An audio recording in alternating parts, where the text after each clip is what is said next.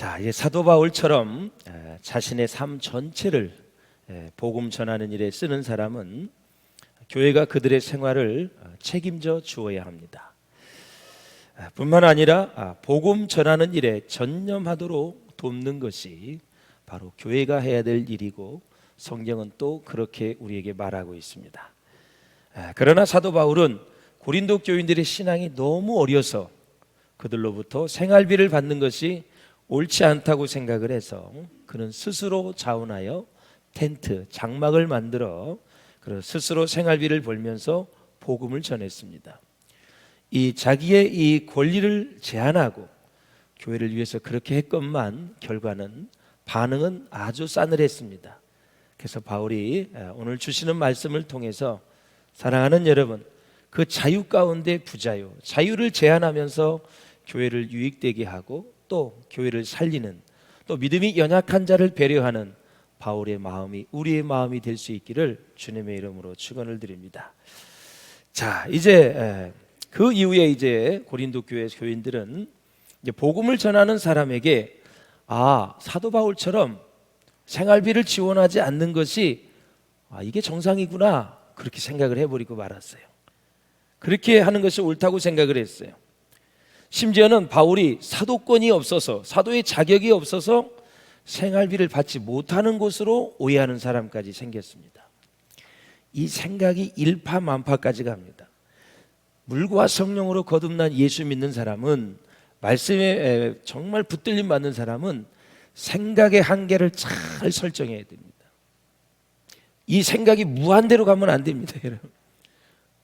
생각이 어디까지 가야 되느냐, 잘 절제하는 것도 놀라운 은혜입니다. 데미 데로우가 쓴 생각이 결과를 낳는다는 책을 꼭 보시기를 바랍니다. 우리가 생각하는 것도 수준이 있고 범위가 있고 한계가 있습니다. 그런데 너무나 이 고린도 교회 유대인 신자들, 바울을 괴롭혔고 바울이 사도가 아니라고 소문을 냈던 그 유대인 신자들이 너무 멀리 가버리고 말았습니다. 그것이 결국 사도 바울에게 편지를 보내서, 서신을 보내서 교회의 문제를 얘기했고, 사도 바울이 지금 처방전을 내놓는 것입니다. 오늘도 하나님의 음성을 듣는 복된 시간 될 수 있기를 주의 이름으로 축원을 드립니다. 자, 바울은 자신이 자비량으로 스스로 텐트를 만들고 돈을 벌기도 하면서 복음을 전했던 것은 고린도 교회 성도들에게 경제적인 부담을 지우지 않으려고 그렇게 한 것이지, 원래 복음을 전하는 사람은 교회에서 생활비를 책임지는 것이 옳다고 가르치고 있는 것입니다. 지난 시간에 우리가 살펴보았습니다마는 우상의 제물에 대해 먹을 수 있느냐, 먹을 수 없느냐라는 의견이 나누어져 있을 때 바울의 답변이 무엇이었습니까, 여러분? 자유와 한계에 대해서 말했습니다. 내가 자유가 있지만 나는 제한을 하면서 믿음이 연약한 자를 배려해서 그들이 실족을 할까봐, 나는 그 먹는 모습을 보고 실족할까봐 먹지를 않았다. 자, 한번 10장 23절을 보실까요? 시작. 모든 것이 가하나 모든 것이 유익한 것이 아니요 모든 것이 가하나 모든 것이 덕을 세우는 것이 아니니 누구든지 자기의 유익을 구하지 말고 남의 유익을 구하라. 아멘. 사랑하는 성도 여러분, 우리가 누리는 자유의 특징이 무엇입니까? 한계가 있다는 것입니다. 자유의 개념이 여러 가지가 있습니다. 여러 가지 공간에서 자유, 생각의 자유. 우리가 지금 얘기하고 있는 것은 예수 그리스도를 믿고 물과 성령으로 거듭나서 우리의 심령이 죄와 사망의 법에 사로잡혀 있던 사람들이 거기에서 자유에서 우리는 정말 영적인 자유를 가지고 천국의 모든 삶을 이 땅에서 누릴 수 있는 자유를 얘기하는 것입니다. 할렐루야. 그래서 사랑하는 여러분, 다 유익한 것은 아니다. 모든 것은 가능하지만, 그래서 바울은 사도의 이제 권리를 다루고 있는데, 그러나 예수님의 사도이지만 이 바울은 사도권을 다 사용하지 않았습니다. 자, 바울은 두 권리를 주장하는데, 하나는 직분상의 권리를 얘기하고 있고, 두 번째는 교회에서 일하면서 받는 생활비 문제를 다루고 있습니다. 자, 먼저 바울은 자기 자신이 복음으로 자유를 얻었기 때문에 나는 자유인이다. 복음을 증거하기 위해서 하나님께로부터 보내심을 받았기 때문에 사도이다. 사도라는 뜻이 하나님으로부터 보내심을 받은 자라는 뜻 아닙니까? 그래서 이 고린도 교회는 바울이 고린도에 1년 6개월 동안 머물면서 세운 교회입니다. 그때 바울의 상황을 보면은 아주 심적으로 영적으로 지쳐서 약해져 있을 때입니다. 그 배경을 제가 지난번에 말씀을 드렸습니다. 잘 아시는 바와 같이 우리 신앙생활을 하다 보면 믿음이 아주 높이 오를 때가 있어요. 그리고 내려올 때가 있습니다. 구원의 확신도 아주 높을 때가 있어요. 어느 때는 하나님이 살아계시지 않는 것 같아요. 하나님이 없으신 것 같아요. 근데 여전히 하나님은 살아계시고 지금도 역사하시고 우리를 도와주시고 우리의 삶에 간섭하시는 위대하신 하나님이십니다. 할렐루야. 자, 사도행전을 보면 바울이 아덴 선교에서 거의 실패하다시피 하는 모습을 볼 수 있어요. 아덴은 어디라 그랬죠? 그리스의 수도 아테네라 그랬어요. 어디를 가나 교회를 세우던 이 바울이 아덴에서는 교회를 세우지 못했습니다. 그런데 교회를 세우지 못하게 된 이유가 뭐예요? 어마어마한 핍박이 있다든가 그리고 또 환란이 있다든가 그런 게 아니었습니다. 고린도전서 2장에 보면 인간의 철학적 지혜를 의지했던 바울의 모습을 볼 수가 있어요. 내가 철학의 전공자인데 철학의 도시에서 한번 복음을 전해보자, 그런 야심찬 생각을 가지고 있었던 것 같아요. 자, 아덴에 도착을 해서 사역을 시작하면서 자기도 의식하지 못한 사이에 순수한 복음적 방법으로 선교하지 않고 철학적 방법을 쓴 것입니다.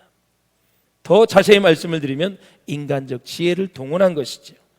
그 때문에 아덴에서는 교회를 세우지 못했습니다. 후에 이런 선교 전략을 사용한 것에 대한 후회를 하는 듯한 말씀이 있다고 말씀을 드렸는데, 이런 말씀이 있지요. 예수 그리스도와 그의 십자가에 못 박히신 것 외에는 나는 아무것도 알지 아니하기로 작정했다. 바로 이 말씀이 그 배경에서 나온 거예요. 철학을 동원해서 인간적인 지혜를 동원해서 그렇게 했는데 열매가 없어요. 순수하게 예수님이 나를 위해서 십자가에 못 박혀 돌아가셨다. 나는 죄인이다. 모든 인류는 죄인이다. 복음을 들어야 산다는 확신을 가지고 순수하게 복음을 전하는 것이죠. 그 복음을 전해서 그들이 예수 믿고 하나님의 자녀가 되어지는데, 예수님 날 위해 죽으시고 3일 만에 부활하시고 승천하시고 다시 오실 것이다. 이 순수한 복음이 자기에게는 이제 절대적인 하나의 복음의 놀라운 전략으로 등장한 거죠. 그래서 잔꾀를 부리고 자기 방법을 사용하고 그리고 철학적인 방법을 가지고 했지만 열매가 거의 없었습니다. 그래서 예수 그리스도와 그의 십자가에 못 박히신 것 외에는 나는 아무것도 알지 아니하기로 작정하였다. 자기가 배운 지식을 무시한 것이 아니라 그것을 가장 우선순위에 두고 복음을 전하고 사역을 하겠다라는 거죠. 먼저 바울은 자신이 이제 예수 그리스도의 사도임을 밝히고 있습니다. 참 바울은 징글징글 맞게 공격을 받았어요. 너 사도 아니다, 가짜다. 복음 전하거나 여러분 사도행전의 모든 바울 서신 다 보세요. 사도권의 공격을 제일 많이 받은 거예요. 원래 이제 사도가 되려면 예수님과 함께 3년을 거해야 되고 예수님의 죽으심을 보아야 되고 예수님의 부활하심을 목격을 해야 되고 이런 몇 가지 조건이 있어요. 근데 바울은 전혀 그렇지 않았잖아요. 그렇기 때문에 사도권의 공격을 그렇게 많이 받는 거예요. 자, 1절을 한번 같이 보시겠습니다. 시작. 내가 자유인이 아니냐, 사도가 아니냐, 우리 주를 보지 못하였느냐, 주 안에서 행한 나의 일이 너희가 아니냐. 아멘. 내가 자유인이 아니냐 이거죠. 내가 여기서 자유인은 우상에게 바쳐졌다가 나온 고기를 자유롭게 먹을 수 있는 믿음이 강한 자를 얘기하는 거예요. 나도 고기 먹을 수 있는 믿음이 강한 자고 마음대로 할 수 있는 사람이다. 그런 얘기를 하는 거예요. 자신이 사도인 증거로 또 주님을 보았다는 것을 강조합니다. 다메섹에서 주님을 만났어요. 부활의 주님을 만났어요. 네가 왜 나를 핍박하느냐 하면서 예수님이 직접 나타나셨어요. 부활의 주님을 보셨고 또 삼층천을 보았어요. 상상할 수 없는 하늘의 세계를 다 봤어요. 그것은 바로 자기가 너무 자고해질까 봐 말을 안 한다고 성경에 나오고 있어요. 얼마나 아름다운 천국인지 그걸 다 본 거예요. 그러면서 또 무슨 얘기를 하냐면 고린도 교회 자체가 내가 사도인 것을 증거한 것이다. 그게 무슨 얘기냐면 내가 고린도에서 복음을 전했다. 그들이 너희들이 예수를 믿고 영접하여 하나님의 자녀가 되었다. 모여서 고린도 교회가 지금 형성이 됐다. 이 교회 자체가 내가 사도라는 것을 증거하는 것이다. 예. 그래서 고린도시에는 원래 교회가 없었습니다. 그래서 바울이 말씀을 가르치고 교회를 세웠지요. 그래서 사도의임이 틀림이 없다고 신뢰를 하고 바울의 가르침을 받아들였어요. 그러므로 고린도 교회 자체가 바울이 사도임을 증명하는 것이다. 그 말씀이 주 안에서 행한 나의 일이 너희가 아니냐, 그것이 바로 그 얘기입니다. 다른 사람들에게는 내가 사도가 아닐지라도 그랬습니다. 그러면 사도가 아니라고 공격하는 사람이 누구냐? 다른 사람들입니다. 이 다른 사람들이 누구냐? 사도권을 의심하는 일부 유대교 출신의 신자를 가리키는 겁니다. 고린도 교회 내부에 있는 유대교 신자들이 물과 성령으로 거듭나지 못하고 예수를 만나지 못해서 사도 바울이 사도가 아니라고 공격을 하는 것입니다. 그리고 유대인들이 바울이 가는 곳마다 따라다니면서 바울 사도를 이제 사도로 볼 수 없다고 소문을 퍼뜨리는 것입니다. 예루살렘 교회는 누가 세운 교회예요? 바울이 세운 교회가 아니에요. 바로 유대계 신자 베드로서부터 그런 사람들이 세웠어요. 그러니까 예루살렘 교회는 바울이 세운 교회가 아니다. 바울이 사역하는 모습이나 생활하는 모습을 절대 우리는 보지 못했기 때문에 바울은 절대 사도가 아니다라고 공격을 하는 거예요. 사랑하는 여러분, 게다가 바울은 개종하기 전에 바울이 얼마나 악한 일을 했는지 유대인들이 다 알고 있어요. 그러니까 이것을 끌어다가 저것을 끌어다가 다 돼도 사도가 아니라는 거예요. 그것도 고린도 교회 신자인 유대인 신자가 그렇게 얘기를 하는 거예요. 여러분, 정말 부탁을 드립니다. 꼭 예수님을 만나고 신앙생활 할 수 있기를 바랍니다. 이 질문 꼭 생각하시고, 내가 교회는 왔는데 진짜 주님을, 인격적으로 주님을 만났는지 생각해 보시고 다시 한번 우리의 신앙을 체크했으면 좋겠습니다. 그렇게 고린도 교회에 나와도 바울이 사도가 아니라고 공격하는 유대인 신자들을 보십시오. 신앙의 핵심은 하나님을 만나고 주님을 만나고 성령이 내 안에 계시는 것을 인격적으로 체험하는 것입니다. 이게 가장 중요한 거죠. 우리가 사람과 사람이 만나면 인격을 알고 또 그러면 스타일도 알고 점점점 알아가는 것처럼 예수님과 만난 사람은 매일 예수님과 교제를 하셔야 됩니다. 무엇을 가지고? 말씀을 가지고 성령의 역사와 함께 기도를 통해서 예수님과 계속 만나는 거예요.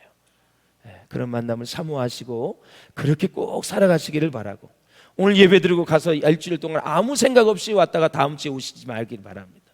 주중에 예수님을 좀 많이 만나세요. 사람들 많이 만나지 않습니까? 그런데 우리의 인류의 주가 되시고 나의 구세주가 되신 왕 되신 그 주님을 많이 만나셨으면 좋겠어요. 할렐루야. 꼭 부탁을 드립니다, 여러분. 그래서 바울이 자신이 사도임을 말하고 사도권이 자신에게 주어져 있지만 자신이 행사하지 않았던 몇 가지를 본문은 얘기하고 있는 거예요. 첫째, 먹고 마실 수 있는 권리가 자기도 있다 이거예요. 4절을 봅니다. 시작. 우리가 먹고 마실 권리가 없겠느냐. 바울은 고린도에 간 초기에 스스로 텐트를 만들고 장막을 만들어서 자비량하고 전도한 것이 사실입니다. 스스로 벌어가면서 생활을 하고 전도를 했습니다. 어떻게 생각하면 얼마나 겸손하고 소박하지 않습니까, 여러분? 그러나 이렇게 되는 동안에 바울은 사도권을 잃어버렸습니다. 사도된 권세를 잃어버렸어요. 그 영향으로 후에 고린도 교회에 문제가 많이 일어납니다. 자, 고린도 교회가 부흥하고 은혜가 충만할 때는 아무 문제도 없었는데 고린도 교회가 분쟁하고 되니까 이때는 사람들이 장점을 보지 못하고 단점만 보게 되며 공격을 하는 것입니다. 바울을 높이 존경할 때는 별 문제가 없었는데 존경심이 떨어지고 시비가 벌어지니까 계속해서 약점만 들추어내는 것입니다. 우리가 지난 시간에 보았지만 진리를 아는 참된 자유인에게는 우상에게 바쳐진 재물이 아무 문제가 아니었습니다. 따라서 그들에게는 먹고 마실 수 있는 권리가 있었습니다. 바울은 복음을 전하는 사도로서 복음을 들은 사람들에게서 대접을 받을 수 있는 권리가 있었다라는 것입니다. 갈라디아서 한번 보실까요? 시작. 가르침을 받는 자는 말씀을 가르치는 자와 모든 좋은 것을 함께 하라. 아멘. 어쨌든 먹고 마실 수 있는 권리가 나에게 있다고 그 권리에 대해서 얘기하는 것입니다. 사도는 당연히 교회의 중요한 지도자로서 교회에서 대접받을 자격이 있다고 사도 바울은 말하고 있어요. 바울은 믿음이 강한 자로서 우상에게 바쳐졌던 고기를 먹는 권리가 있음에도 불구하고 4절의 말씀처럼 우리가 먹고 마실 권리가 없겠느냐 하면서 사도권이 있어도, 권리가 있어도 그 권리를 사용하지 않았다라는 것입니다. 누구를 위해서? 믿음이 연약한 자를 위해서 배려한 것입니다. 저는 먹는 것에서부터서도 이렇게 믿음이 연약한 자를 좀 배려했으면 참 좋겠다 생각이 되어집니다. 할렐루야. 자, 이제 이어서 얘기하는 게, 나는 이제 두 번째는 결혼할 권리를 얘기하고 있어요. 자, 5절을 한번 읽어보시겠습니다. 시작. 우리가 다른 사람들과 주의 형제들과 게바와 같이 믿음에 참여된 아내를 데리고 다닐 권리가 없겠느냐. 바울에게는 믿는 여성과 결혼하여 아내와 함께 선교 사역을 할 권리가 있었지만 바울은 이 권리도 행사하지 않고 독신으로 지냈다고 얘기합니다. 자, 세 번째 권리는 교회로부터 사례금을 받아서 생계를 유지할 권리가 바울에게 있었다라는 것입니다. 6절을 보시죠. 6절 시작. 어찌 나와 바나바만 일하지 아니할 권이 없겠느냐. 텐트를 안 만들어도 된다 이거죠. 예. 바울이 제1차 선교 여행을 동행했던 그 바나바와 바울에게는 일하지 않을 권리, 다시 말씀을 드리면 교회로부터 재정의 지원을 받아서 생계를 유지할 권리가 있었다라는 것입니다. 그러나 바울과 바나바는 교회의 재정 지원에 의지하지 않고 고린도 교회의 성도들의 믿음이 연약하고 혹시 복음의 장애물이 될까봐 손수 일하여 생계를 충당했다라는 것입니다. 그래서 전도자에게 중요한 것은 전도 그 자체 아닙니까, 여러분? 굳이 다른 일을 할 필요가 없습니다. 그러나 바울은 행여나 남들에게 재정적 부담을 지우고 복음을 전하는 일에 장애가 요소가 된다면 안 하겠다고 한 것입니다. 안 해도 모든 이제 재정 지원을 받을 권리가 있었음에도 불구하고 복음 전도에 장애물이 없도록 땀을 흘려 일을 하면서 복음을 전했습니다. 여러분, 또한 사도의 이제 권위를 우리가 볼 수 있는데요. 사도의 권위에 있어서 바로 주님께서 보내신 자의 영적 권세가 사도의 권위입니다. 그러므로 사도를 영접하는 자는 누구를 영접하는 거죠? 그리스도를 영접하는 거예요. 그리스도를 영접한 자는 그리스도를 보내신 하나님을 영접하는 것입니다. 반대로 사도를 배반하는 자는 그리스도를 배반하는 자가 되는 것입니다. 그런 영적 권세를 누구에게? 바울에게 주셨다라는 것입니다. 한번 말씀을 보실까요? 시작. 너희가 땅에서 매면 하늘에서도 매일 것이고 너희가 땅에서 풀면 하늘에서도 풀리리라. 바로 이 주님께서 말씀하신 권세가 사도의 권위이다. 사도가 복을 빌면 복을 받고 그가 저주하면 저주를 받을 것이다. 이것이 사도권입니다. 그래서 사랑하는 여러분, 우리가 목회자가 기쁜 마음으로 목회를 하도록 하고 무거운 마음으로 하지 않도록 해야 교인들에게 다 축복이 되고 유익이 된다. 히브리서 한번 말씀을 같이 보실까요? 시작. 너희를 인도하는 자들에게 순종하고 복종하라. 그들은 너희 영혼을 위하여 경성하기를 자신들이 청산할 자인 것 같이 하느니라. 그들로 하여금 즐거움으로 이것을 하게 하고 근심으로 하게 하지 말라. 그렇지 않으면 너희에게 유익이 없느니라. 아멘. 예. 그래서 목회자가 이제 목회를 하다면 여러 가지 필요 사항이 있습니다. 그러면 교회 재정부장과 모든 장로회 회장님과 중직들은 목회자가 정말 그 필요를 미리미리 알아서 채워드리는 것이 좋습니다. 때로는 목회자가 필요를 말할 때, 특히죠, 목회자가 먼저 말을 할 때 목회자는 수치심을 느낍니다. 그리고 많은 성도들이 우리 목사님은 돈을 밝히는 사람이야, 이렇게 말을 하기 때문에 언제든지 재정부장과 그 다음에 우리 모든 중직들, 그리고 뭐 장로회장과 이런 사람들은 목사님이 어느 행사를 간다든가 선교를 간다든가 성지순례를 간다든가 총회를 간다든가 기타 많은 데를 돕는 데를 갈 때 여쭤봐야 됩니다. 목사님, 경비가 어느 정도 필요하십니까? 항상 먼저 물어봐야 됩니다. 리더는, 거기에 책임자는 먼저 목사가 말하게 하면 계속 목사님 돈 밝히는 사람으로 그렇게 소문이 나게 돼 있어요. 그래서 목사님의 모든 일정을 보시면서 목사님 어떻게 이번엔 준비를 할까요? 미리미리 그걸 잘 준비해서 내주를 해주셔야 됩니다. 예? 그래서 사랑하는 여러분, 목회자와 평신도를 한번 같이 보도록 하겠습니다. 이 목회자는 생업으로부터 사역하라고 부를 받은 사람입니다. 다시 말씀을 드려서 세상의 직장을 가지 않고 전적으로 여기에 헌신한 사람들이고, 평신도는 생업에서 부름을 받은 사람입니다. 프롬과 앳을 여러분 구분할 수 있겠지요?